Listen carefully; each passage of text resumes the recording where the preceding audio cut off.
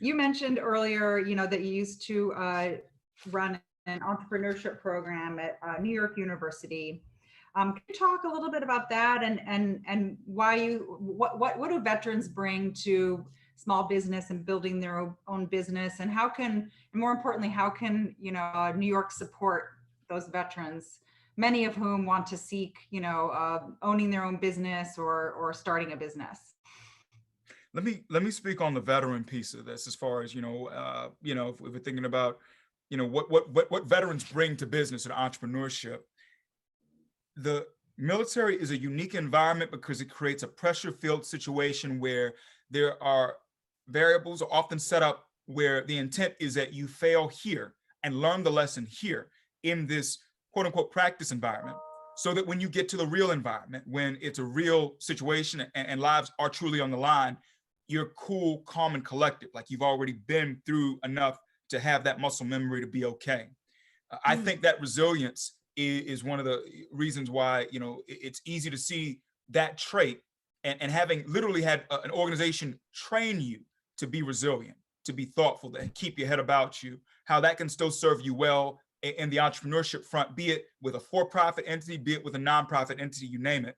And so I think that's one thing that I would call out as far as the military, gifts that are brought to it by vets who go into entrepreneurship. Another one is this ability to focus on the task, to not lose your sight of the main vision, to keep your eyes on the ball. And I say this as, I'm a business owner myself. I say this as someone who's run an incubator, counseling business owners. Over and over again, you often see entrepreneurs who are, it's like a dog chasing cars, chasing every single thing, instead of saying, I'm going to just focus on this one thing, this one car, if you will, and I'm just going to make it my effort to do that. And I feel like in the military, you're so taught to think in terms of task and purpose, and so taught to think in terms of prioritizing how you're going to knock out these things, that's a trait that carries over well when you have your own entity that you need to go and execute with. And then just a few other ones on the military side, just as I'm thinking about it, I think it's inherent, but there's this lack of fear, that, someone who's a service member, you can say, the worst thing that could have ever happened to me, the worst thing I could have experienced, the most fearful thing that I could have experienced has come and gone.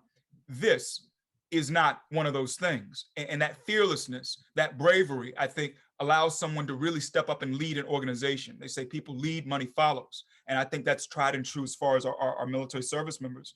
And then I guess the last one I got to mention on just the service members and why veterans are good with entrepreneurship.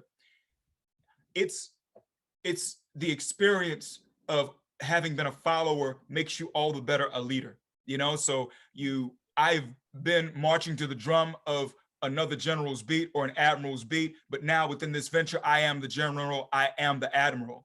And I think that there's power in that can make you that much more savvy compared to many of your peers.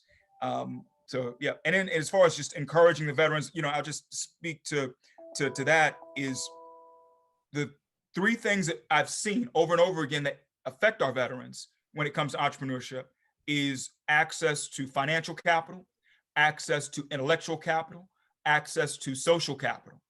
Despite all these gifts that our service members bring to the table, the fact is, when you put your right hand up to serve, you go down a different pipeline and gain certain skill sets, which are great, but you lose reps as far as building your Rolodex from a social standpoint, as far as that social capital for your business. You lose reps as far as getting that intellectual capital as it pertains to the actual beans and bullets, not just school, but the school of hard knocks with aspects of your business. And you lose reps as far as the financial capital from being able to say, I'm in a mode now where I can fully deploy whatever financial resources that are available to me to this venture. And I think for us, it's recognizing that our veteran entrepreneurs are, I don't want to say behind, but have different gifts.